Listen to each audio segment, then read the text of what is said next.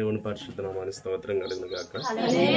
మరి దేవుని వాక్యంలో నుంచి అపోస్తలుడైన పౌలు గారు తిమోతికి రాసిన పత్రిక 2వ అధ్యాయము 1వ వచనం నుంచి కొన్ని మాటలు మనం చదువుకుందాం.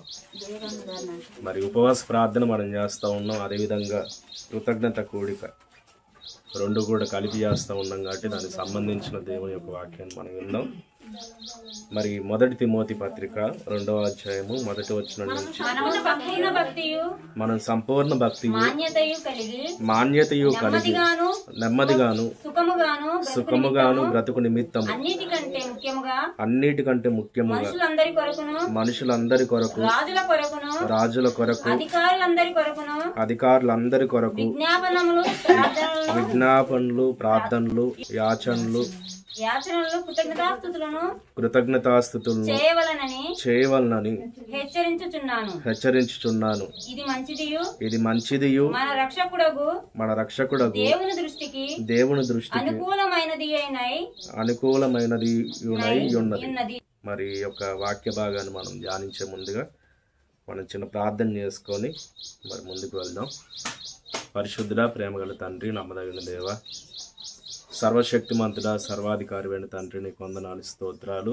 మరి ఒక మధ్యాహ్న కాల సమయంలో నీ వాక్యంలోనికి వెళ్తుండగా ప్రభు మాతోని అయ్యా మీరు మాట్లాడమని ప్రార్థన చేస్తూ ఉన్నాను. నీ వాక్యముతో మమ్మల్ని దర్శించండి అయ్యా, ఈ కుటుంబాన్ని మీరు దర్శించండి, వచ్చిన బిడ్డలను మీరు దర్శించండి అయ్యా. నీకు వందనాలు, స్తోత్రాలు. నీ వాక్యము చేత మమ్మల్ని ఆదరించండి. నీ వాక్యం మమ్మల్ని బ్రతికించేది, మా బాధల్లో నెమ్మదిని కలిగించేది కనుక అయ్యా, నీ వాక్యము ద్వారా మాతో మాట్లాడినప్పుడు మాకు కలిగే నెమ్మది, శాంతి, సమాధానం ఈ యొక్క ప్రార్థన కూడిక ద్వారా మేము అనుభవించి మరలా ఇంటికి తిరిగి వెళ్ళినప్పుడు ఆ సంతోషాన్ని కలిగి మేము జీవించే కృపను దయచేయండి. మరి ఈ సమయంలో నీ దాసుని నేను నిలబడి ఉండగా ఒట్టివాడను, మట్టివాడను, ఎందుకు పనికిరాని వాడను అయ్యా, నీవే పనికొచ్చే పాత్రగా నన్ను వాడుకొని ఈ సమయంలో నీ ఆత్మచేత నన్ను నింపి నీ పిల్లలకు అవసరమైన మాటలను మీరు అందించండి. యేసుక్రీస్తు వారి అతి శ్రేష్టమైన నామాన్ని బట్టి అడిగి వేడుకొని పొందుకొని ఉన్నాము తండ్రి, ఆమేన్. సరే, దేవుని వాక్యంలో నుంచి తిమోతికి అపోస్తలుడైన పౌలు గారు రాసిన పత్రిక 1వ పత్రిక 2వ అధ్యాయం 1వ వచనం నుంచి మనం కొన్ని విషయాలు చదివాం. ఈ వాక్య భాగంలో ప్రత్యేకంగా సంపూర్ణ భక్తిని గురించి, అదేవిధంగా మాన్యతను గురించి రాస్తూ ఉన్నారు. అంటే సంఘంలో, సమాజంలో మనకు కావాల్సింది ఏంటంటే సంపూర్ణమైన భక్తి కావాలి. అంటే చాలామంది జీవితాలు ఎలా ఉంటాయంటే సగం భక్తితోనే ఉంటాయి అనేసి మనం తెలుసుకోవాలి. ఎందుకు ప్రత్యేకంగా పౌలు గారు ఈ మాట రాస్తూ ఉన్నాడంటే చాలామంది భక్తి పరులం అనేసి అనుకుంటున్నారు, కానీ మరి ఆ భక్తిలో శక్తి కనిపించట్లేదంట. దేవునికి స్తోత్రం కలిగిన గాక. పైకి భక్తి కలిగిన వారి వల్లే ఉన్నారు, కానీ లోపల దాని శక్తిని ఆశ్రయించిన వారు చాలా మంది ఉన్నారు.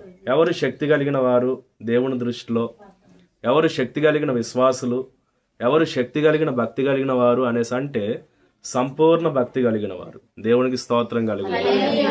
ఎవరు ఈ సంపూర్ణ భక్తి కలిగిన వారు, ఎవరు మాన్యత కలిగిన వారు, ఎవరు గౌరవప్రదమైన వారు, ఎవరు ఆత్మ గౌరవం కలిగిన వారు అనేసి అంటే మాన్యత అనే మాటకు గౌరవప్రదమైన అనే అర్థం వస్తుంది అనమాట. ఇక్కడ అదే రాస్తూ ఉన్నాడు, మీరు సంపూర్ణ భక్తి అదేవిధంగా గౌరవప్రదమైన జీవితాన్ని జీవించాలంటే ఏం చేయాలి అనేసి అంటే ఇక్కడ అంటా ఉన్నాడు, నెమ్మదిగాను సుఖముగాను బ్రతుకు నిమిత్తము. ఇంకా 2 విషయాలు రాశాడు, సంపూర్ణ భక్తితో పాటు మాన్యతతో పాటు మీరు నెమ్మదిగా సుఖంగా బ్రతకాలి అనేసి అంటే ఏం చేయాలంట, అన్నిటికంటే ముఖ్యముగా మనుషులందరి కొరకు, రాజుల కొరకు, అధికారులందరి కోసం. దేవునికి స్తోత్రం కలుగును గాక. ఎవరి కోసం అంట ప్రార్థన చేయాల్సింది, ఎవరి కోసం విజ్ఞాపన చేయాల్సింది, ఎవరి కోసం యాచనలు సమర్పించాల్సిందంటే మనుషులందరి కోసం అని రాశాడు. దేవునికి స్తోత్రం కలుగును గాక. అంటే చాలా సార్లు మనము మన భక్తి జీవితంలో ఏం చేస్తూ ఉన్నామంటే కొందరి కొరకు ప్రార్థన చేసి కొందరిని వదిలిపెట్టే వారిగా ఉన్నాం. కొంతమంది ప్రార్థన వారి కుటుంబం వరకే పరిమితమై ఉంటుంది, కొంతమంది ప్రార్థన సంఘం వరకే పరిమితమైపోతా ఉంది, కొంతమంది ప్రార్థన ఎలా అనేసి అంటే వారి యొక్క అవసరాల వరకే పరిమితమైపోతా ఉంది. కాబట్టి ఇక్కడ రాస్తా ఉన్నాడు, మనం ప్రార్థన చేసేటప్పుడు ఎలా చేయాలి, సంపూర్ణ భక్తి కలిగిన వారు ఎలా ప్రార్థిస్తారంటే వారు మనుషులందరి కోసం ప్రార్థన చేస్తారంట. దేవునికి స్తోత్రం కలుగును గాక. ఇప్పుడు అక్క చేసిన ప్రార్థన దేనికోసం చేసిందంటే ఆమె కుటుంబం కోసం, లేకపోతే వారి కుమారుడు కోసం కాదు, వారి యొక్క అన్న కొరకు, సహోదరుని కొరకు, అదేవిధంగా వారి యొక్క స్నేహితురాలి కోసం చేసిన ప్రార్థన. అంటే దేవుని వాక్యం కూడా సెలవిస్తున్న విషయం ఏంటంటే మనం ఎప్పుడు సంపూర్ణ భక్తి కలిగి ఉంటామంటే మన ప్రార్థన కేవలము సంఘం వరకు పరిమితం అవ్వకూడదు, మన ప్రార్థన కేవలం సేవకుల వరకు పరిమితం అవ్వకూడదు, మన ప్రార్థన కేవలం మన కుటుంబం వరకే పరిమితం అవ్వకూడదు, మన ప్రార్థన కేవలము కొంతమంది కొరకే అనేసి మనం అనుకోకూడదు. కానీ మనం ఎప్పుడు కూడా ప్రార్థన చేసినప్పుడల్లా మన మనుషులందరి కొరకు, మనకు తెలిసిన వారందరి కొరకు, ప్రపంచంలో ఉన్న వారందరి కొరకు కూడా మనం ప్రార్థన చేయాలి. దేవునికి స్తోత్రం కలుగును గాక. దాన్ని ఏమంటారంటే సంపూర్ణ భక్తి అంటారు. ఒకవేళ నువ్వు అలా చేయకుండా కొన్ని పరిమితులు పెట్టుకొని వీరి కొరకు నేను ప్రార్థన చేస్తాను అంటున్నావంటే సంపూర్ణ భక్తిలోనికి మనం నడిపించబడట్లేదు అనేసి అర్థం. అంటే మనము సమాజంగా కూడుకున్నప్పుడు, సంఘములో ఉన్నప్పుడు ఇతరులకు అభ్యంతరం కలగకుండా మరి సమయాన్ని మనం పాటించాలి కాబట్టి, క్రమాన్ని పాటించాలి కాబట్టి కొన్ని అంశాల నిమిత్తమని మనం ప్రార్థన చేయటం తప్పు కాదు. కానీ వ్యక్తిగతంగా మనం నెమ్మదిగా సుఖంగా బ్రతకాలంటే సంపూర్ణ భక్తితో మనం బ్రతకాలంటే, మనం గౌరవప్రదంగా సమాజంలో బ్రతకాలి అనేసి అంటే మనం అందరి కొరకు ప్రార్థన చేయాల్సిన అవసరం ఉంది. దేవునికి స్తోత్రం కలుగును గాక. ఒక సార్ ఉన్నాడు, మా స్కూల్లో ఒక సార్ ఉన్నాడు అనమాట, ఫిజిక్స్ సార్. ఆయన ఒకసారి బండి లిఫ్ట్ అడిగాడు. అయితే ఆయన మాట్లాడిన విషయం ఏంటంటే కరోనా అప్పుడు ఎక్కువగా సేవ చేసింది మీలాంటి సేవకులే అని చెప్పాడు. అంటే మనుషులందరి కొరకు మీరు చేసిన సేవ చాలా మంచిది, మీరు చేసే ప్రార్థనలు చాలా మంచిది, అన్ని ఆగిపోయాయి కానీ మీరు చేసే ప్రార్థన ఆగిపోలేదు, మీరు చేసే సేవ చాలా గొప్పది అన్ని పనుల కంటే అని చెప్పేసి అన్నారు. దేవునికి స్తోత్రం కలుగును గాక. ఎందుకు ఆ గౌరవాన్ని వారు ఇస్తా ఉన్నారు సమాజంలో ఉన్నవారు మనకంటే మనం చేసే ప్రార్థన, వారి కొరకు మనం చేస్తున్న విజ్ఞాపన. అర్థమవుతుందా? క్రైస్తవుల గురించి ఎవరైనా చెడ్డగా మాట్లాడుతున్నారేమో కానీ చాలా మంది హృదయాల్లో ఉన్నది ఏంటంటే వీరందరి కొరకు కూడా ప్రార్థన చేసేవారు. దేవునికి స్తోత్రం కలుగును గాక. కాబట్టి ఇక్కడ రాస్తా ఉన్నాడు మనకు గౌరవం కావాలి సమాజంలో, మనం సంపూర్ణ భక్తితో దేవుని ఎదుట మనం బ్రతకాలి, మనం నెమ్మదిగా బ్రతకాలి, సుఖంగా బ్రతకాలంటే మనం మనుషులందరి కొరకు విజ్ఞాపన చేయాలి. దేవునికి స్తోత్రం కలుగును గాక. ఆ తర్వాత అన్నాడు రాజుల కొరకు, అదేవిధంగా అధికారుల కొరకు కూడా విజ్ఞాపన చేయాలంట. అంటే రాజులు అనేసి అంటే ఎవరండి? ఈ రోజుల్లో రాజులు లేరు. ఈ రోజుల్లో మనమే ఒక నాయకుడిని ఎన్నుకుంటా ఉన్నాం ఓట్ల ద్వారా. ప్రతి 5 సంవత్సరాలకు ఒకసారి ఒక పార్లమెంట్ సభ్యుడిని, అదేవిధంగా ఒక అసెంబ్లీ సభ్యుడిని మనం ఎన్నుకుంటా ఉన్నాం. అయితే ఈ రాజులైన వారు సరైన పరిపాలన అందించాలి అనేసి అంటే, మనం ఎన్నుకున్న నాయకులు సరైన పరిపాలన అందించాలి అనేసి అంటే క్రైస్తవునిగా మనం చేసే ప్రార్థన చాలా ప్రాముఖ్యం. దేవునికి స్తోత్రం కలుగును గాక. ఎంతమంది ప్రార్థన చేయగలుగుతున్నారు రాజుల కొరకు? ఎంతమంది ప్రార్థన చేయగలుగుతున్నారు అధికారుల కొరకు? ఈరోజు చాలా మంది అధికారులు ఉన్నారు, ఐఏఎస్ అధికారులు ఉన్నారు, ఐపీఎస్ అధికారులు ఉన్నారు, పోలీస్ డిపార్ట్మెంట్లో అధికారులు ఉన్నారు, అదేవిధంగా జ్యుడిషియల్ డిపార్ట్మెంట్లో కూడా అధికారులు ఉన్నారు. చాలా మంది అధికారులు మన చుట్టూ కనిపిస్తూ ఉన్నారు, వారి దగ్గరికి వెళ్తే పని అవుతుంది. అలాంటి అధికారులు మన చుట్టూ ఉన్నప్పుడు మనం చేయాల్సిన పని ఏంటంటే వారి కొరకు ప్రత్యేకంగా మనం ప్రార్థన చేయాలంట.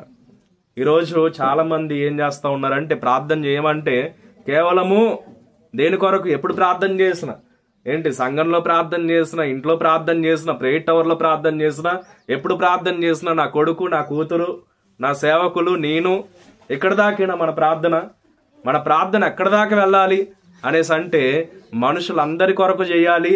మన ప్రార్థన దేశాన్ని పరిపాలించే ప్రధానమంత్రి కొరకు, దేశాన్ని పరిపాలించే రాష్ట్రపతి కొరకు మనం ప్రార్థన చేయాలి.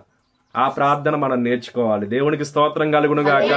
కేవలం భారతదేశం వరకు పరిమితం అవ్వాలంటే ఒక క్రైస్తవుడు ప్రార్థన చేస్తే ఎక్కడి వరకు వెళ్ళాలంటే ప్రపంచ దేశాల్లో ఉన్న నాయకులు అందరి కొరకు ప్రార్థన చేయాలి.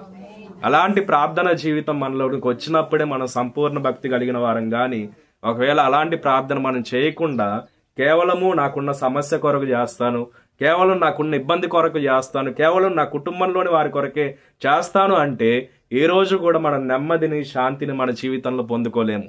అందుకే మీరు నెమ్మదిగా బ్రతకాలంటే చేయాలని అంటున్నాడు. ఈరోజు మనిషి జీవితంలో ఎక్కువగా కోరుకునేది ఏంటంటే వెండి బంగారాలు కాదు, లేకపోతే ధనధాన్యాలు కాదు, కానీ ఎక్కువగా మనం కోరుకునేది ఏంటంటే మనం అందరం కూడా నెమ్మదిగా బ్రతకాలనేసి కోరుకుంటాం. అవునా కాదా? ఒక పెద్ద ఇల్లు కట్టుకున్నా ఏంటి, దాంట్లో ఉన్నా నివసించిన పెద్ద కారు కొన్నా ఏంటి, చివరికి మనిషికి కావాల్సింది ఏంటంటే నెమ్మది కావాలి. నెమ్మది లేకపోతే ఇవన్నీ అనుభవించినట్లే ఉంటాయి. ఇవన్నీ ఉన్నా గానీ ఏంటి లాభం లేదు, సుఖం లేదన్నమాట జీవితంలో. కాబట్టి నెమ్మది సుఖమైన బ్రతుకు మనకు కావాలంటే మనం ప్రార్థన చేయాలి. దేవునికి స్తోత్రం కలుగును గాక. ఎందుకంటే మనందరం కూడా ఉపవాస ప్రార్థన చేస్తా ఉన్నాం. ఏం ప్రార్థన చేస్తా ఉన్నాం చెప్పండి? ఉపవాస ప్రార్థన చేస్తా ఉన్నాం. ఒకవేళ అందరిలో నీకు అన్నిటి కొరకు ఒకటే సమయంలో కుదరకపోయిన ప్రతి శుక్రవారము ఒక అంశం కొరకు నువ్వు ప్రార్థన చేయగలగాల. దేవునికి స్తోత్రం కలుగును గాక. ప్రతిరోజు కూడా ఏంటి, దేవుని దగ్గరికి మనం వెళ్ళినప్పుడు మనకు ఇవన్నీ కూడా జ్ఞాపకానికి రావాలి. ఎప్పుడైతే మనం దేవునితో ఎక్కువగా సమయాన్ని గడుపుతూ ఉంటామో మనకున్న సమస్యలన్నీ కూడా మనకు ఎలా కనిపిస్తాయంటే చాలా చిన్నవిగా కనిపిస్తాయి. ఎందుకంటే మన సమస్యల కంటే ఏంటి, మన యొక్క ఇబ్బందుల కంటే, మన కొండలాగా కనిపించే ఆ సమస్యల కంటే ఏంటి, అంతకంటే కొండగా ఉన్న దేవుడు, అండగా ఉన్న దేవుడు మనకున్నాడు. దేవునికి స్తోత్రం కలుగును గాక. మనం ఏమనుకుంటామంటే చాలా కొండలాగా ఉంది, సమస్యను ఎట్లా జయించాలి, ఎట్లా అని చెప్పేసి నెమ్మదిని కోల్పోతా ఉంటాం, చింతపడతా ఉంటాం కదా. అందుకని మీరు చింతపడకండి అని చెప్పాడు. దేవునికి స్తోత్రం కలుగును గాక. కృతజ్ఞతాస్తుతులు మనము చెల్లించాలి. ఇంకేమన్నాడు చెప్పండి ఇక్కడ? ప్రార్థనలు, యాచనలు, కృతజ్ఞతాస్తుతులు చెల్లించాలంటే. దేవునికి స్తోత్రం కలుగును గాక. సంపూర్ణ భక్తి రావాలంటే ప్రార్థనలు, యాచనలు, విజ్ఞాపనలతో పాటు కృతజ్ఞతాస్తుతులు చెల్లించాలి. ఎవరి కొరకు కృతజ్ఞతాస్తుతులు చెల్లించాలంటే మళ్ళీ మనుషులందరి కోసం కృతజ్ఞతాస్తుతులు చెల్లించాలి. ఏంటి, పొరుగువారి కొరకు కృతజ్ఞతాస్తుతులు చెల్లించాలి. రాజుల కొరకు, అదేవిధంగా అధికారుల కొరకు కూడా కృతజ్ఞతాస్తుతులు చెల్లించాలి. ఇదంతా ఏంది అనేసి అంటే ఇక్కడ రాస్తా ఉన్నాడు, ఇది మంచిది, మన రక్షకుడైన యేసుక్రీస్తు దేవుడి దృష్టికి అనుకూలమైందంట. దేవునికి స్తోత్రం కలుగును గాక. మంచి పని చేయాలి అనేసి అనుకుంటాం, తల్లిదండ్రులకు ఇష్టమైన పని చేయాలనేసి అనుకుంటాం. కొన్నిసార్లు భర్తకు చాలా ఇష్టమైన పని చేయాలి, ఇది నువ్వు చేసిన పని మంచిది అని చెప్పేసి ఆయన మెచ్చుకోవాలనేసి కోరుకుంటాం. అవునా? కొంతమంది భార్యకు నచ్చినట్లు ఉండాలనేసి అనుకుంటారు. నువ్వు చేసిన పని చాలా బాగుంది అని చెప్తే చాలా సాటిస్ఫాక్షన్ ఉంటుంది. దేవునికి స్తోత్రం కలుగును గాక కదా. దేవుడు కూడా ఇది మంచిది, ఇది చేస్తా అంటా అన్నాడు. ఏం పని అంటే అది మనం చేసే ప్రార్థన, మనం చెల్లించే కృతజ్ఞతాస్తుతులు. అదేంటంటే దేవుని దృష్టికి మంచిది. దేవునికి స్తోత్రం కలుగును గాక. ఇంకేమన్నాడు చెప్పండి? మన రక్షకుడకు దేవుని దృష్టికి అనుకూలమైందంట. దేవునికి స్తోత్రం కలుగును గాక. ఎవరికో అనుకూలమైన పనులు చేస్తే శాంతి వస్తుందా? ఎవరికో అనుకూలమైన పనులు చేస్తే సమాధానం కలుగుతుందా? సుఖంగా మనం బ్రతకగలుగుతామా? ఎవరికో అనుకూలంగా బ్రతకాలి అనేసి అనుకుంటే సంపూర్ణ భక్తితో మనం జీవించగలుగుతామా? ఎవరికో అనుకూలంగా బ్రతకాలనేసి అంటే గౌరవప్రదంగా మనం జీవించగలుగుతామా? అంటే ఎవరికో అనుకూలంగా బ్రతుకుతే మనకి శాంతి సమాధానం రాదు. గాని దేవునికి అనుకూలమైన ప్రార్థనా జీవితము, దేవునికి అనుకూలమైన కృతజ్ఞతాస్తుతి చెల్లించే జీవితము మనలోనికి రావాలా. దేవునికి స్తోత్రం కలుగును గాక. ఇక్కడ అంటా ఉన్నాడు, మనుషులందరూ రక్షణ పొంది సత్యమును గూర్చిన అనుభవ జ్ఞానము గలవారై ఉండవలనని ఇచ్చయించుచున్నాడంట. అందుకని అందరి కోసం ప్రార్థన చేయాలి. ఏమని ప్రార్థన చేయాలి? ప్రతి ఒక్కరి కొరకు మనం ప్రార్థన చేసినప్పుడు మనుషులందరూ రక్షణ పొంది సత్యమును గూర్చిన అనుభవ జ్ఞానం పొందాలయ్యా అని చెప్పేసి ప్రార్థన చేయాలి. మన రాజుల గురించి ప్రార్థన చేసిన, మన అధికారుల గురించి మనం ప్రార్థన చేసిన, వీరు రక్షణ పొంది నీ సత్యాన్ని తెలుసుకోవాలి.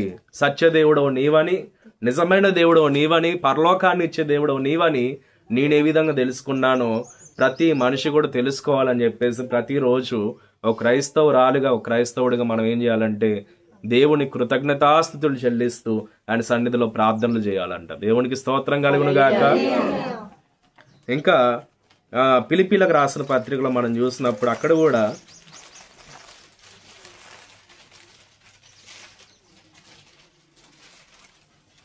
4వ అధ్యాయం 6వ వచనంలో చక్కని మాట రాయబడింది. చూడండి ఒకసారి. దేన్ని గూర్చియో చింతపడకండి. ఏమని చెప్పాడు చెప్పండి? దేన్ని గూర్చియో చింతపడకండి. వాళ్ళు దేన్ని గురించి కూడా చింతపడటానికి వీల్లేదంట. పొద్దున్న లేస్తే ఏంటి చింతకాయలు చెట్టు మీద నుంచి రాలినట్టు ఏంటి చింతలన్నీ కూడా నీ హృదయంలోకి వస్తూ ఉంటాయి అనమాట, నీ మనసులోకి వస్తూ ఉంటాయి అనమాట. ఆ సీజన్ వచ్చినప్పుడు ఎన్ని చింతకాయలు కాస్తాయి కదా చెట్టుకి, ఎన్ని కింద పడిపోతాయి కదా. అట్లనే చింతలు కూడా మనిషి జీవితంలో బాగా ఉంటాయి అనమాట. దేవునికి స్తోత్రం కలుగును గాక. ఇదెట్లా అదెట్లా చేయాలి, ఇదెట్లా చేయాలి, ఈ డబ్బులు ఎట్లా కట్టాలి, ఆ డబ్బులు ఎట్లా కట్టాలి, ఈఎంఐలు ఎట్లా, డోక్రా డబ్బులు ఎట్లా, ఇది ఎట్లా, నా పిల్లల ఫీజు ఎట్లా, ఏంటి, ఈ విధంగా ఎన్నో చింతలు, ఎన్నో ఇబ్బందులు కదా మనిషి జీవితంలో. కానీ ఒక క్రైస్తవురాలిగా, క్రైస్తవుడిగా దేవుడు కోరుకుంటున్న విషయం ఏంటంటే ఇక్కడ రాస్తా ఉన్నాడు, మీరు దేన్ని గూర్చి కూడా చింతపడకండి. దేవునికి స్తోత్రం కలుగును గాక. గాని చింతపడకండి, గాని ఏం చేయాలి మరి?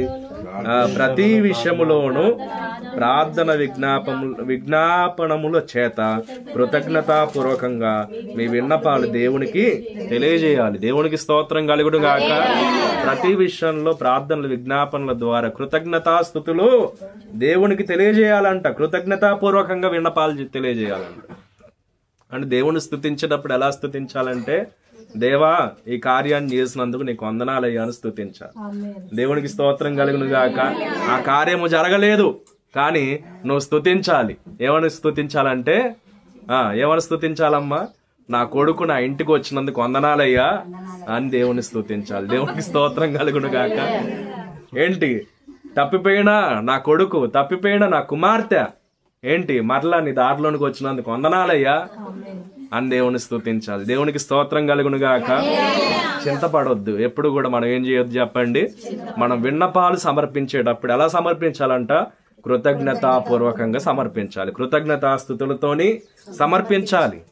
ఆ విధంగా సమర్పించినప్పుడు ఏం జరుగుతుందంటే, అక్కడ తిమోతికి రాసిన పత్రికలో ఏ మాట అయితే రాయబడిందో అదే మాట ఇక్కడ ఇంకా వివరంగా రాస్తా ఉన్నాడు. చూడండి ఒకసారి. అప్పుడు సమస్త జ్ఞానమునకు మించిన దేవుని సమాధానము యేసు క్రీస్తు వలన మీ హృదయములకును మీ తలంపులకును కావలి ఉండును. దేవునికి స్తోత్రం కలుగును గాక. సమస్త జ్ఞానానికి మించిన దేవుని సమాధానం అంట. ఏంటి, జ్ఞానం ఉంటే సమాధానం ఉంటుందా చెప్పండి? జ్ఞానం కలిగిన ఉంది కాబట్టి నాకు సమాధానం ఉందని ఎవరైనా చెప్పగలుగుతారు? చెప్పలేరు. నాకు చాలా జ్ఞానం ఉంది, నాకు చాలా డబ్బు ఉంది, చాలా హోదా ఉంది, ఏంటి మంచి స్థితి ఉంది అని చెప్తే సమాధానం వచ్చేస్తుందా? రాదు. ఎవరి జీవితంలో సమాధానం కలుగుతా ఉందంటే, ఎవరికి ఆ జ్ఞానము కంటే మించిన దేవుని సమాధానం ఎవరి హృదయాలకు, ఎవరి తలంపులకు దేవుడు కలిగిస్తాడంటే, ఎవరైతే కృతజ్ఞతాపూర్వకంగా ఆయన సన్నిధికి వచ్చి విన్నపాలు సమర్పిస్తారో వారి జీవితంలో అంట. దేవునికి స్తోత్రం కలుగును గాక. మనం చింతపడటం వలన ఏంటి, ఒక మూరెడు ఎక్కువ గాని మూరెడు తక్కువ గాని చేసుకోలేమని యేసుక్రీస్తు ప్రభువు సెలవిచ్చారు. ఇంకా చింతన గురించి ఆయన మాట్లాడుతా ఉన్నాడు. ఏమనేసి అంటే, రేపటిని గురించి చింతపడకండి. ఏంటి ఊరిక దేని గురించి మన చింత అంతా అంటే, రేపటిని గురించి, భవిష్యత్తును గురించి, భవిష్యత్తులో ఏం జరుగుతుందో, నా భవిష్యత్తు ఏమవుతుందో, ఎలా ఉంటుందో. ఒక క్రైస్తవునిగా ఈరోజు ఎలా ఉన్నావో అది చూసుకుంటే చాలు. దేవునికి స్తోత్రం కలుగును గాక. ఈరోజు దేవుడు నీకు ఇచ్చిన దాన్ని బట్టి నువ్వు కృతజ్ఞతాస్తుతులు చెల్లించావా? ఈ రోజు నీకు కలిగి ఉన్న దాన్ని బట్టి నువ్వు కృతజ్ఞతాస్తుతులు చెల్లించావా? నీ భవిష్యత్తును గురించి చింతపడాల్సిన పని లేదు. నా భవిష్యత్తు నీ చేతుల్లో ఉందయ్యా, నువ్వు దాన్ని నీ అరచేతుల్లో చెక్కుకున్నందుకు నీకు వందనాలయ్యా అని చెప్పేసి కృతజ్ఞతాస్తుతులు చెల్లించాలి. దేవునికి స్తోత్రం కలుగును గాక. నీ ప్రణాళిక, నీ యొక్క ఉద్దేశము ఏంటి, నీ యొక్క గ్రంథములో నా గురించి రాసినవన్నీ కూడా నువ్వు నెరవేర్చినందుకు నీకు వందనాలయ్యా అని చెప్పి దేవుని స్తుతించాలి. దేవునికి స్తోత్రం కలుగును గాక.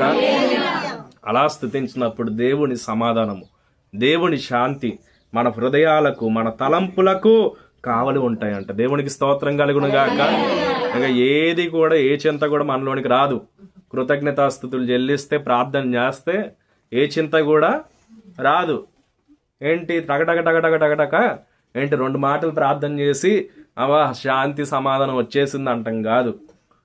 అట్లా రాదు శాంతి సమాధానం. ఎప్పుడు వస్తుంది అంటే, మనుషులందరి కోసం, రాజుల కోసం, అధికారుల కోసం మనం ప్రార్థన చేసి ఎప్పుడైతే మోకాళ్ళ మీద నుంచి మనం దిగుతామో అప్పుడు వస్తుందండి శాంతి. దేవునికి స్తోత్రం కలుగును గాక. ఏంటి కొంతమంది ప్రార్థన చేయమంటే ఎలా చేస్తారు చెప్పండి? నాన్ స్టాప్ ఎక్స్ప్రెస్ అన్నమాట. ఎందుకు? తొందరగా అయిపోవాలి. దేవునికి స్తోత్రం కలుగును గాక. నిజంగా తొందరగా అయిపోవటం మంచిదే, గాని నువ్వు ఎంతమంది కోసం ప్రార్థన చేస్తా ఉన్నావు? ఇంటి దగ్గర చాలా మంది ఇక్కడేమో అనుకోని ఇక్కడ చేయకండి ఆ పని.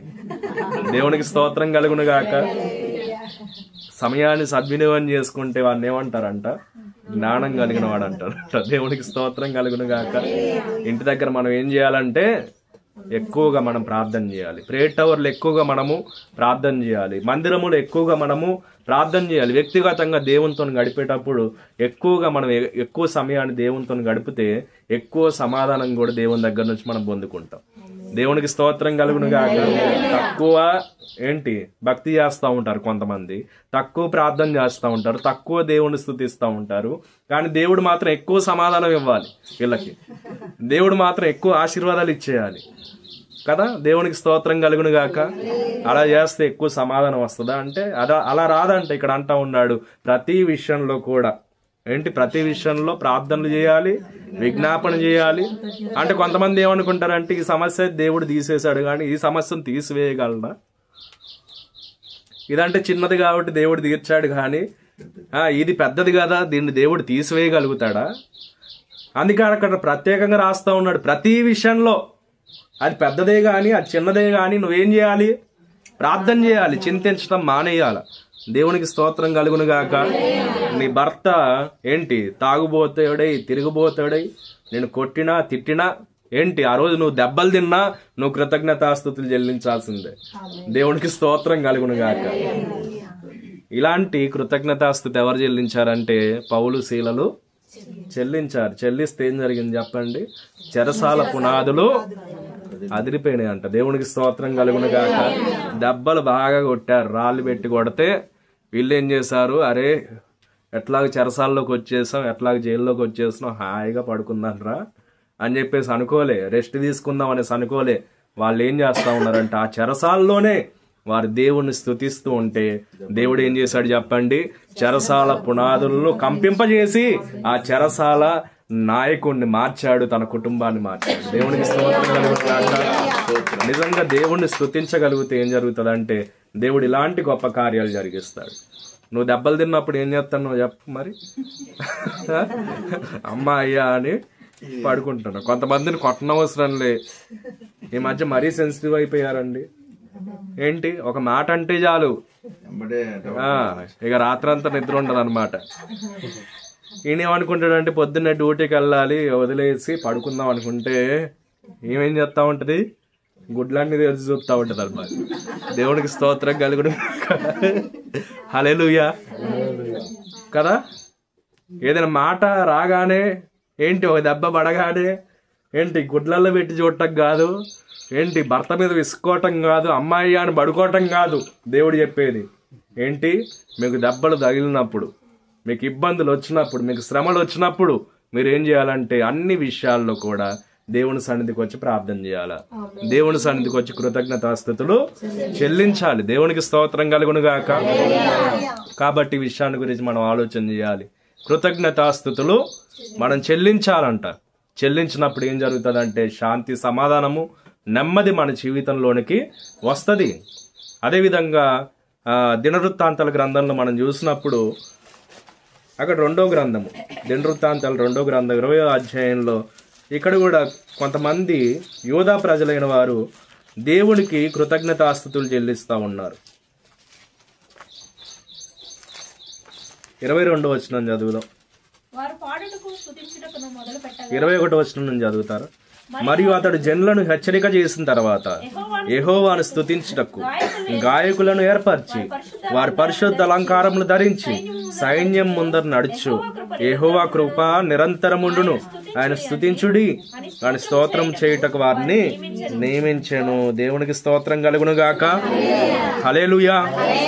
వీళ్ళు దేనికోసం వెళ్తాండ్రు? ప్రార్థనకి వెళ్తాండ్రా? కృతజ్ఞతాస్తుతులు చెల్లించి దేనికి వెళ్తాండ్రు చెప్పండి?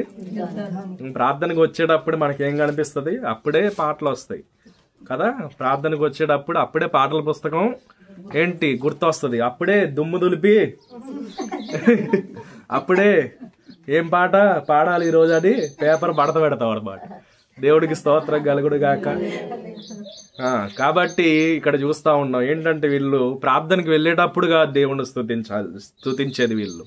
ఏంటి మందిరానికి వెళ్ళేటప్పుడుగా దేవుణ్ణి స్తుతించేది. వీరు ఎప్పుడు స్తుతిస్తున్నారంటే సమస్య వచ్చినప్పుడు దేవుని స్తుతిస్తా ఉన్నారు. దేవునికి స్తోత్రం కలుగును గాక. ఎప్పుడు స్తుతిస్తా ఉన్నారు చెప్పండి? యుద్ధము ఎదురైనప్పుడు, ఏంటి సమస్య ఎదురైనప్పుడు దేవుని స్తుతిస్తా ఉన్నారు. సమస్య రాగానే, ఇబ్బంది రాగానే నువ్వేం చేసావయ్యా అని చెప్పేసి అనేవాళ్ళు ఎక్కువ మంది ఉన్నారు. కానీ అయ్యా నువ్వు చేసిన మేలు ఎన్నో ఉన్నాయి, ఇది కూడా చేయగలిగిన దేవుడవయ్యా అని స్తుతించేవారు తక్కువ మంది ఉన్నారండి. దేవునికి స్తోత్రం కలుగును గాక. చూడండి ఇక్కడ ఏం చేస్తా ఉన్నారంటే యుద్ధానికి వెళ్తూ ఏంటి యుద్ధ వస్త్రాలు ధరించకుండా, ఖడ్గాలు పట్టుకోకుండా వీళ్ళేంటంటే గాయకులను ఏర్పరిచి ఆ గాయకులు ఏం చేస్తా ఉన్నారంటే యెహోవా కృప నిరంతరం ఉండునని స్తుతిస్తూ స్తోత్రం చేయటానికంట వారు నియమించారంట. దేవునికి స్తోత్రం కలుగును గాక. ఇక్కడ చూస్తా ఉన్నాం వారు పాడుటకు స్తుతించుటకు మొదలు పెట్టారంట. అంతే. ఏం చేశారు చెప్పండి? పాడుటకు స్తుతించుటకు మొదలు పెట్టగానే ఏం జరిగింది చూడండి. యోధా వారి మీదకి వచ్చిన అమ్మోనీయులు మోయాబీల మీదను షేరు మన్యవాసుల మీదను మాటుగాండ్రను పెట్టెను గనక వారు హతులైరి. దేవునికి స్తోత్రం కలుగును గాక. చూడండి వారు పాడుటకు స్తుతించుటకు మొదలు పెట్టగానే ఏం జరుగుతా ఉందంటే యుద్ధములో జయము కలుగుతా ఉంది. అమ్మోనీయులను మోయాబీలను షేరు మన్య వాసులను బొత్తిగా చంపి నిర్మూలము చేయవలనని పొంచి ఉండి వారి మీద పడిరి. వారు షేయూరు కాపురస్తులను కడముట్టించిన తర్వాత తమలో ఒకరినొకరు చంపుకొనుటకు మొదలుపెట్టిరి. దేవునికి స్తోత్రం కలుగును గాక. ఏం జరుగుతా ఉంది చెప్పండి? వీరు యుద్ధము చేయకుండా, కత్తి దుయ్యకుండా ఏం జరుగుతా ఉందంటే యుద్ధము యెహోవాదే. కాబట్టి ఆయన ఏం చేస్తా ఉన్నాడంటే ఆయన ఆ స్థలములో ఉండి ఏంటి వారిపై మాటుగా అండ్రని పెట్టి ఏంటి వారే చంపుకునేటట్లుగా చేశాడంట.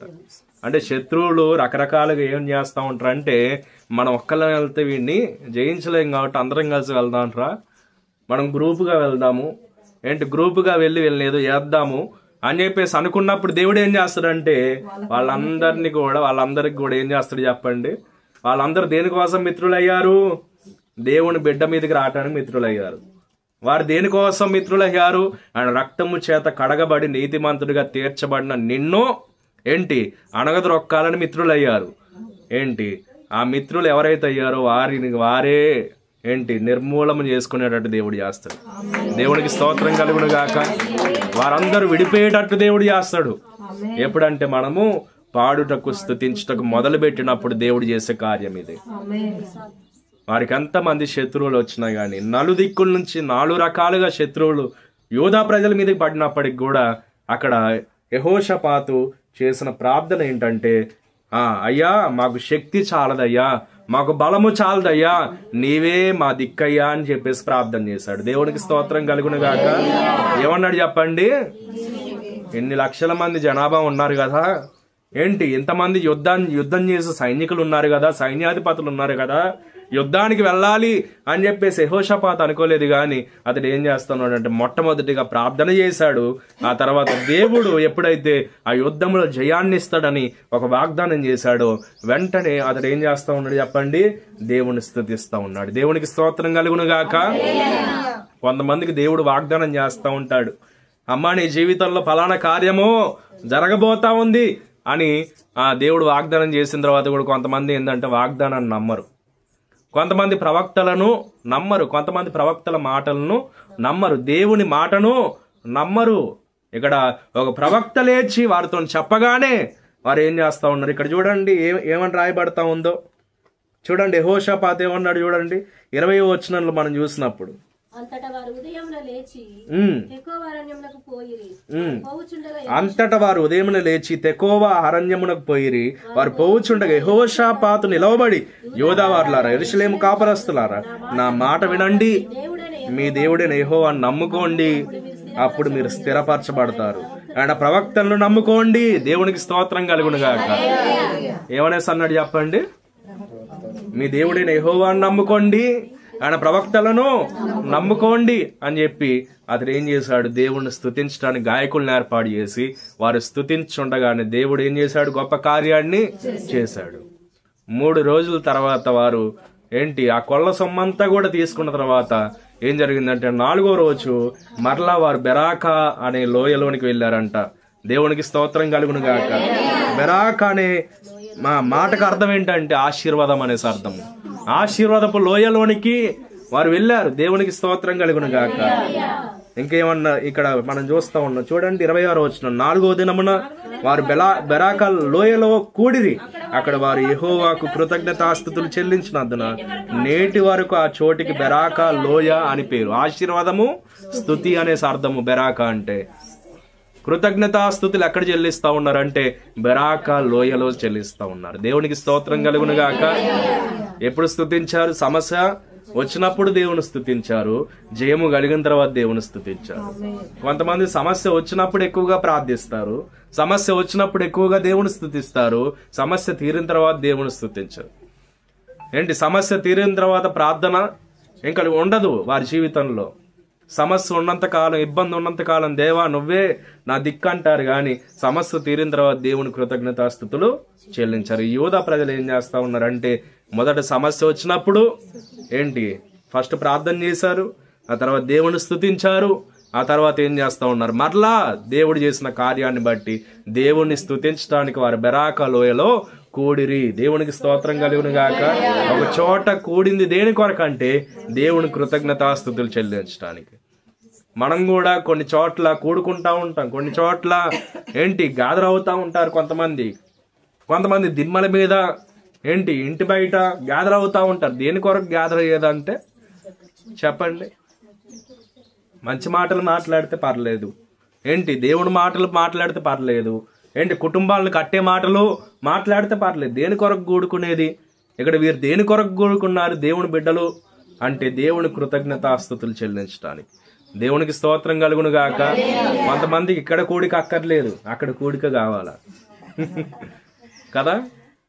ఇక్కడ కూడిక ఉందనేసి చాలా మందికి తెలుసు, కానీ వారు ఎక్కడ కూడుకుంటా ఉన్నారంటే అక్కడ కూడుకుంటా ఉన్నారు. పని కొరకు కూడుకోవటం, ముచ్చటి కొరకు కూడుకోవటం, డాన్సులు వేయటానికి, అల్లరితో కూడిన ఆటపాటలు చేయటానికి బాగా ఉంటది. కానీ దేవుణ్ణి స్తుతించడానికి చాలా మంది కూడుకోవట్లేదు. దేవునికి స్తోత్రం కలుగును గాక. కాబట్టి ఈ విషయాన్ని మనం ఆలోచన చేయాలి. వచ్చిన మనము ఏం చేయాలంటే మన సమస్య ఉన్నప్పుడు దేవుని స్తుతించాలి, సమస్య తీరిన తర్వాత కూడా దేవుని స్తుతించాలి. దేవునికి స్తోత్రం కలుగును గాక. సమస్య ఉన్నప్పుడు అక్క ప్రార్థన చేసింది, సమస్య ఉన్నప్పుడు దేవుని స్తుతించింది, సమస్య తీరిన తర్వాత ప్రార్థన కూడిక ఏర్పాటు చేసింది. ఇదేమన్నా నా ఇంట్లో జరిగిందా, నేను ఎందుకు పెట్టాలనుకుందా? అన్ని విషయాల్లో కూడా కృతజ్ఞతాస్తుతులు చెల్లించే అనుభవం. దేవునికి స్తోత్రం కలుగును గాక. అలాంటి అనుభవమే మన జీవితంలో ఏం జరిగిస్తూ ఉంటుంది అంటే నెమ్మదినిస్తుంది. అదేవిధంగా అలాంటి అనుభవమే మన జీవితంలో జయాన్ని ఇస్తుందండి. దేవునికి స్తోత్రం కలుగును గాక. ఇక్కడ స్తుతించినప్పుడు జయము కలిగింది. స్తుతిస్తే ఏం జరుగుతుందని చెప్పుకున్నాం అంటే మొట్టమొదట సమాధానము, శాంతి, నెమ్మది కలుగుతుందని చెప్పుకున్నాం. స్తుతిస్తే ఏం జరుగుతుందంటే జయము కలుగుతా ఉంది. దేవునికి స్తోత్రం కలుగును గాక. ఎంతమంది జయించాలనుకుంటున్నారు చెప్పండి? ఓడిపోవాలని ఎవరికైనా ఉంటుందా జీవితంలో? ఓడిపోవాలి అనేసి ఎవరికి ఉంటుంది కదా. అందరం కూడా జయించాలనేసి అనుకుంటాం కదా. జయించాలనేసి అంటే జయశీలుడు అని యేసే మనకున్నాడు. దేవునికి స్తోత్రం కలుగును గాక. ఇందాక ఒక పాట పాడారు అయ్య గారు, చెప్పండి?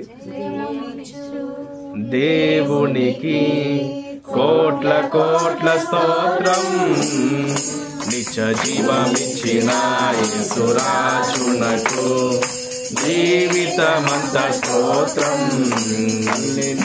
హల్లెలూయా పాడెదం, ఆనందమనితో సాగెదం. హల్లెలూయా హల్లెలూయా పాడెదం, ఆనందమనితో సాగెదం. దేవునికి కోట్ల కోట్ల స్తోత్రం, జీవమిచ్చిన యేసురాజునకు జీవితమంత స్తోత్రం. హల్లెలూయా. పాడండి. నీతికరము చే చాటి నడుపును, నీతికరము చే చాటి నడుపును. దేవుడే మా బలం,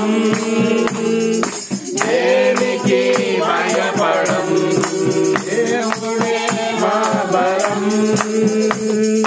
దేనికి భయపడం. దేవునికి కోట్ల కోట్ల స్తోత్రం, ఇచ్చిన యేసురాజునకు జీవితమంత స్తోత్రం, జీవితమంత స్తోత్రం. హల్లెలూయా, దేవునికి స్తోత్రం కలుగును గాక. కాబట్టి ఈ విషయాల గురించి మనం ఆలోచన చేయాలి. మొట్టమొదటిగా మనం ఏం చేయాలంటే దేవుణ్ణి స్తుతించాలి. దేని కొరకు స్తుతించాలంటే మన జీవితంలో నెమ్మదిని దేవుడు ఇస్తున్నాడు. దేవుడు నెమ్మదిని కలిగించడానికి, సమాధానం మన హృదయాల్లో ఉంచడానికి, మన తలంపులకు ఆయన సమాధానం కావాలంట. ఏం కావాలి చెప్పండి? తలంపులకు, మన ఆలోచనలకు దేవుని సమాధానం కావాలి. ఎవరి సమాధానం కావాలా? దేవుని సమాధానం కావాలి. మనుషుల దగ్గర సమాధానము దొరకదు. మనుషులకు నీ సమస్య చెప్తే సమాధానం దొరకదు. నువ్వెన్ని నమస్కారాలు చేసినా సమాధానం దొరకదు. కానీ దేవుణ్ణి స్తుతిస్తే నీకు సమాధానము, శాంతి, నెమ్మది దొరుకుతుంది. దేవునికి స్తోత్రం కలుగును గాక. దేవుణ్ణి స్తుతిస్తే ఏం జరుగుతుంది అంటే జయమును దేవుడు ఇచ్చే దేవుడు. దేవునికి స్తోత్రం కలుగును గాక. ఆయన యుద్ధములో ప్రవీణుడై అక్కడ ఏం చేశాడంటే జయాన్ని ఇచ్చాడు వాళ్ళకి. వాళ్ళు ఏమి చేయనక్కర్లేదు, కానీ దేవుడు చేసిన కార్యాన్ని బట్టి వారు దేవుణ్ణి స్తుతించగలిగారు. ఇంకా మూడవదిగా నేను చెప్పే మాట ఏంటంటే కొలసీలకు రాసిన పత్రిక 1వ అధ్యాయములో అద్భుతమైన మాట ఇక్కడ రాయబడతామని చూడండి. ఈ విధంగా మనం చూస్తూ పోతే దేవుణ్ణి ఎందుకు స్తుతించాలి అనేసి అంటే చాలా విషయాలు ఉంటాయి, కానీ ఒక్క మాట చాలా ప్రాముఖ్యం. ఒకసారి చూడండి, 1వ అధ్యాయం 12వ వచనంలో కింద మాటల్లో మనం వెళ్దాం. ఆనందముతో కూడిన దగ్గర నుంచి చదవండి. ఆనందముతో కూడిన పూర్ణమైన ఓర్పును దీర్ఘశాంతమును కనపరిచినట్లు ఆయన మహిమా శక్తిని బట్టి సంపూర్ణ బలముతో బలపరచబడవలననియు తేజోవాసులైన పరిశుద్ధుల స్వాస్యములో పాలివార మగుటకు మనలను పాత్రులుగా చేసిన తండ్రికి మీరు కృతజ్ఞతాస్తుతులు చెల్లింపవలననియు దేవుని బతిమాలుచున్నాను. దేవునికి స్తోత్రం కలుగును గాక. తేజోవాసులైన పరిశుద్ధుల శ్వాసాన్ని దేవుడు మనకి ఇచ్చినందుకు ఏం చేయాలంట? కృతజ్ఞతాస్తుతులు చెల్లించాలి. పౌలు గారు కొలసీ సంఘానికి ఏ విధంగా చెప్తా ఉన్నాడు ఈ మాట అంటే బతిమలాడుకుంటున్నానంట. మనం కూడా బతిమలాడుతూ ఉంటాం కదా చాలాసార్లు. ఏంటి పలానా పని చేయయ్యా, ప్లీజ్ అయ్యా, ఈ పని చేసి పెట్టయ్యా, బతిమలాడుతూ ఉంటాం కదా. ఇక్కడ పౌలు గారు బతిమలాడుతూ ఉన్నాడు సంఘాన్ని. దేని కొరకు బతిమలాడుతూ ఉన్నాడు అంటే మీరందరూ కూడా తేజోవాసులైన పరిశుద్ధుల స్వాస్యాన్ని పొందుకున్నందుకు కృతజ్ఞతాస్తుతులు చెల్లించాలని బతిమలాడుతాడంట. దేవునికి స్తోత్రం కలుగును గాక. పరిశుద్ధ ఆత్మదేవుడు ఎందుకు ఈ విధంగా మన బతిమలాడుతూ ఉన్నాడంటే కృతజ్ఞతాస్తుతులు చెల్లించడం అనేది చాలా ప్రాముఖ్యం. దేవునికి స్తోత్రం కలుగును గాక. నీతిమంతులకు శోభస్కరం ఏంటంట? స్తుతి చెల్లించుట. దేవునికి స్తోత్రం కలుగును గాక. స్తుతి చెల్లించుట నీతిమంతులకు శోభస్కరము, స్ప్లెండర్ అంట. శోభస్కరం అంటే అందం అంట. ఏంటి మనందరం నీతిమంతులమా కాదా? మనందరం పరిశుద్ధుల స్వాస్యాన్ని పొందుకున్నామా లేదా? మనందరము కూడా యేసే రక్తంలో కడగబడ్డామా లేదా? మనందరికి అందం ఏంటో చెప్పనా? మనం స్తుతి చెల్లించడం. దేవునికి స్తోత్రం కలుగును గాక. అందం అంటే ఏంటి భావ్య సంబంధమైన అందం కాదు, కానీ ఏంటి అంతరంగా పురుషుడు అందంగా తయారవుతాడంట. దేవునికి స్తోత్రం కలుగును గాక. స్తుతి చెల్లించడం ద్వారా నెమ్మది కలుగుతుంది, సంతోషం వస్తుంది. ఆ సంతోషాన్ని బట్టి ఏం జరుగుతుంది అంటే ఒక మాట రాయబడింది, సంతోషం ఏం చేస్తుందంటే ముఖమునకు తేటనిస్తాదంట. దేవునికి స్తోత్రం కలుగును గాక. అంటే ముఖంలో కూడా తేజస్సు వస్తుంది, అంటే బయట అందం కూడా పెంచుతుంది. మనం కృతజ్ఞతాస్తుతులు చెల్లించి చింతపడకుండా, ఏంటి మనసులో ఇబ్బంది పడకుండా శాంతి సమాధానంతో ఉంటే దేవుడు జయాన్ని ఇస్తాడని మనం నమ్మితే ఏం జరుగుతుంది అంటే మన ముఖములో కూడా ఏం జరుగుతుంది అంటే శోభస్కరంగా కనబడతాం. మనం అందరికి కూడా ఎంత శోభమయ్యా, ఎంత అందమయ్యా, దేవునికి స్తోత్రం కలుగును గాక. అన్నీ వేసుకొని దేవునికి దూరంగా ఉంటే ఏం జరుగుతుంది చెప్పండి? అది అందంగా కనబడుతుంది మనుషులకి. దేవునికి దూరంగా ఉండి గర్వంతో ఉండి అహంకారంతో ఉంటే అది అందంగా కనబడుతుందా? మనకి ఏది ఉన్నా మనల్ని మనం తగ్గించుకొని మనం దేవుని కృతజ్ఞతాస్తుతులు చెల్లించాలి. మన నీతిమంతులమంట, మనకు పరిశుద్ధుల స్వాస్యము కలిగిందంట. దేవునికి స్తోత్రం కలుగును గాక. తేజోవాస ఏంటంట? తేజోవాసులైన పరిశుద్ధుల స్వాస్యం. దేవునికి స్తోత్రం కలుగును గాక. దాంట్లో పాలిభాగం. దేంట్లో పాలిభాగం కావాలమ్మా అంటే, మా అమ్మగారు సంపాదించింది, మా నాన్నగారు సంపాదించారు, దాంట్లో పాలిభాగం కావాలి అని కోరుకుంటాం. నిజంగానే మన తండ్రులు మనకు సంపాదించింది మనకు కావాలని కోరుకోవటం మంచిదే, కానీ దేవుడు అన్నిటికంటే, ఈ లోకములో ఉన్న వాటన్నిటికంటే ఏంటి? శాశ్వతమైన జీవముని నీకు ఇచ్చాడు. దేవునికి స్తోత్రం కలుగును గాక. ఎలాంటి జీవాన్ని ఇచ్చాడంట ఆయన? శాశ్వతమైన జీవం. ఎలాంటి స్వాస్యాన్ని ఇచ్చాడంటే పరిశుద్ధుల స్వాస్యము. ఎలాంటి చోటు అంటే తేజోవాసులు నివసించే చోటు. దేవునికి స్తోత్రం కలుగును గాక. దేవునికి ఒక పేరు ఉంది, ఏంటంటే తేజోమయుడు అంట. దేవుడు ఎలాంటి వాడు? తేజోమయుడు. దేవునికి స్తోత్రం కలుగును గాక. ఆ తేజోమయుడైన దేవుని సన్నిధిలో నిలిచే భాగ్యము ఈ లోకములో పిలువబడిన వారు అనేకులు ఉన్నారు, కానీ ఏర్పాటులో ఉన్న నీకు దేవుడు ఇచ్చాడు. దేవునికి స్తోత్రం కలుగును గాక. ఎంత గొప్ప మేలు, ఎంత గొప్ప ఉపకారం చెప్పండి ఇది. ఏంటి? ఒక గర్భఫలం వస్తేనే గొప్ప మేలు అనేసి మనం అనుకుంటున్నాం. ఏంటి? ఒక వ్యక్తి బాగుపడితేనే గొప్ప మేలు అనేసి అనుకుంటున్నాము. ఏంటి? నా ఇంట్లో నాకు ఏంటి కొంచెం పాలిభాగం వస్తే గొప్పదనేసి అనుకుంటున్నాం, కానీ దేవుని రాజ్యంలో స్థానము ఇంకా గొప్పది. దేవునికి స్తోత్రం కలుగును గాక. లాజరు దేని కొరకు పోరాడాడు తన జీవితంలో అంటే దేవుని రాజ్యములో స్వాస్యము కొరకు పోరాడాడు. దేవుని రాజ్యంలో స్వాస్యము కొరకు ఆలోచన చేశాడు. అందుకే అతడు ఎక్కడికి వెళ్ళాడంటే విశ్రాంతి కలిగిన చోటకి వెళ్ళాడు. ఈ లోకంలో అన్న అనుభవించినోడు వెళ్ళిండా? చెప్పండి, వెళ్ళలేదు. ఎందుకంటే ఈ లోకంలో అనుభవించినోడు దేని కొరకు ఆలోచన చేస్తాడు చెప్పండి? ఏంటి? దేవుని స్తుతించాలని ఆలోచన చేస్తాడ? దేవుని గణపరచాలని ఆలోచన చేస్తాడ? దేవుడు ఇంత ఇచ్చాడు కదా, దీని విషయంలో నేను దేవుణ్ణి స్తుతించాలనేసి తన మనసులో ఉందా అంటే ఏముంది? తింటం, త్రాగటం, పడుకోవటం, అంతే. అలాంటి జీవితం జీవిస్తే ఏం జరిగింది చెప్పండి? చివరికి చెప్పండి, శాశ్వతమైన మరణానికి లోనయ్యాడు. శాశ్వతమైన జీవం దేనికి కలిగిందంటే, ఎవరికి కలిగిందంటే లాజరుకి కలిగింది. ఎవరు ముందు చనిపోయారంటే లాజరు చనిపోయాడు. ఎందుకు? అతనికి ఆరోగ్యం మంచిగా లేక, ఏంటి అనారోగ్యంతో ఉన్నప్పుడు హాస్పిటల్లో చూపించుకోవడానికి కూడా ఏం లేదు, ధనము లేక, ఏంటి కొద్ది కాలము జీవించకుండానే, దీర్ఘాయుస్తో ఉండకుండానే ముందుగా చనిపోయాడు. ఆ తర్వాత ధనవంతుడు చనిపోయాడు. కానీ ఒకరేమో ఎక్కడికి వెళ్ళారు చెప్పండి? ఒకరు పాతాళ లోకానికి వెళ్తే ఒకరేమో పరదేశ్కి వెళ్ళారు. అబ్రహాము రొమ్మున ఆనుకొని ఏంటి ఎంతో విశ్రాంతితో లాజరు ఉన్నాడు. దేవునికి స్తోత్రం కలుగును గాక. తేజోవాసుల పరిశుద్ధుల స్వాస్యం దేవుడు మనకిచ్చినందుకు మనం దేవుని స్తుతించాలి. దేవునికి స్తోత్రం కలుగును గాక. ఈ విషయాన్ని మనం బాగా మనసులో పెట్టుకోవాలి.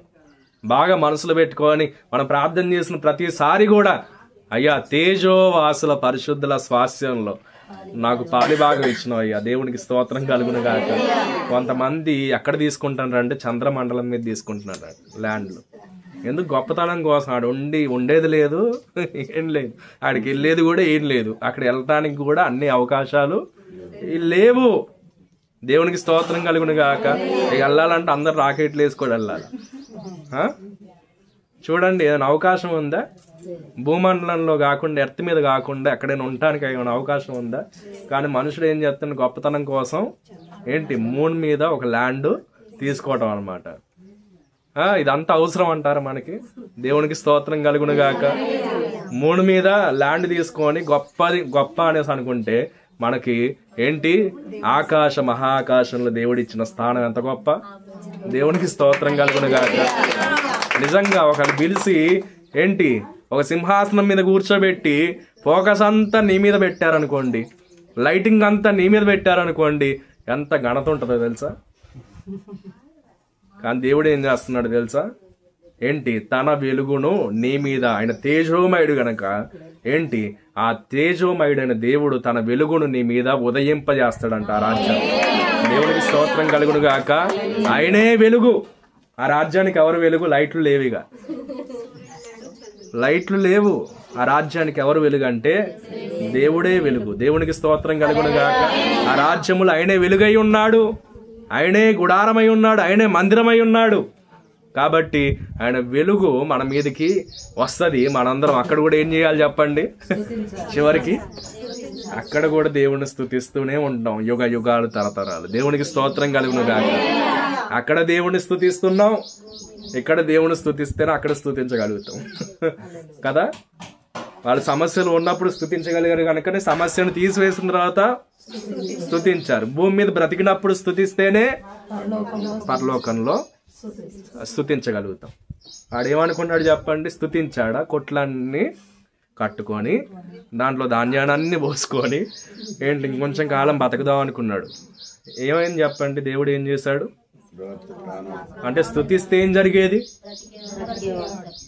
మరి అబ్రహాము ధనం సంపాదించుకున్నోడే, యోబు ధనాన్ని సంపాదించుకున్నోడే. ఏంటి దేవుడు వారిని ధనవంతులుగా చేశాడు. వాళ్ళు ఎందుకు బ్రతికారు? వీడెందుకు అప్పుడే చనిపోయాడు చెప్పండి? దేవుణ్ణి స్తుతించలేదు కాబట్టి. అంటే మనకి దేవుడు ఏమి ఇవ్వడని చెప్పట్లేదు, కానీ మనం దేవుణ్ణి స్తుతించకపోతే ఏం జరుగుతుంది అంటే మనకు ఆ స్వాస్యము లేదు. దేవునికి స్తోత్రం కలుగును గాక. ఈ భూమి మీద కలిగిన దాన్ని బట్టి దేవుణ్ణి స్తుతించాల. ఏంటి పరలోకంలో దేవుడు ఇచ్చిన మహిమను గురించి దేవుణ్ణి స్తుతించాలి. ఆ విధంగా మనం దేవుని రాజ్యం కొరకు సిద్ధపడదుము గాక. మన ముఖాలన్నీ కూడా అందంగా తయారు కావాలి. అందంగా తయారు కావాలంటే ఏం చేయాలంటే, ఏది శోభస్కరం అంటే నీకు శోభస్కరం అనగానే గోల్డ్ చైన్ వేసుకుంటే శోభస్కరం, ఎంతో శోభనీయము అని చెప్పేసి అనుకోవటం కాదు. ఏంటి శోభనీయము, ఇది చాలా అందం తెప్పించింది నాకు. చెవులు కుట్టించుకోండి కొంతమంది కదా. మనిషికి ఎన్నో ఆశలు, ఎన్నో కోరికలు ఉంటాయి కదా. దేవునికి స్తోత్రం కలుగును గాక. ఆ బెరాక లోయలో కూడా వాళ్ళు స్తుతించడానికి కారణం ఏంటో చెప్పనా? ఇదే కారణం. ఏంటి? కొల్ల సొమ్ము దొరికిందంట, బంగారము దొరికిందంట శత్రువుల దగ్గర. శత్రువులు చంపడానికి వస్తే శత్రువులను దేవుడు హతమార్చి వారికి ఏమి ఇచ్చాడు చెప్పండి? బంగారమును, ధనమును వారికి ఇచ్చాడు. దేవునికి స్తోత్రం కలుగును గాక. చూడండి, ఇది శోభస్కరం అయితే మరి దేవుణ్ణి స్తుతించటము ఇంకా శోభస్కరమే. దేవునికి స్తోత్రం కలుగును గాక. అన్నిటికంటే ఎక్కువ శోభస్కరం నీతిమంతునికి ఏంటంటే దేవుణ్ణి స్తుతి చెల్లించటమే, దేవుని కృతజ్ఞతాస్తుతులు చెల్లించటమే. కృతజ్ఞత కలిగి మనం ఏం చేయాలి చెప్పండి? కృతజ్ఞత కలిగి ఏం చేయాలి? స్తుతించాలి. స్తుతించినప్పుడు ఏం జరుగుతుంది?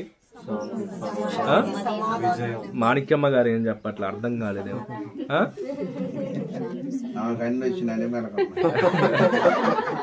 దేవుని స్తుతించాలి. దేవుని స్తుతించినప్పుడు దేవుడు ఏం చేస్తాడు చెప్పండి? నెమ్మదిని ఇస్తాడు. దేవునికి స్తోత్రం కలుగును గాక. నెమ్మదిని, శాంతిని, సమాధానాన్ని మన హృదయంలో తలంపుల్లో ఇస్తాడంట. రెండవదిగా దేవుని స్తుతించినప్పుడు జయాన్ని ఇస్తాడంట. దేవుణ్ణి స్తుతించినప్పుడు ఏం జరుగుతుంది అంటే పరలోక స్వాస్యము కలుగుతుంది. దాన్ని బట్టి కూడా దేవుని స్తుతించాలి. దేవునికి స్తోత్రం కలుగును గాక. దేవుడు ఈ మాటలు దీవించి ఆశీర్వదించును గాక.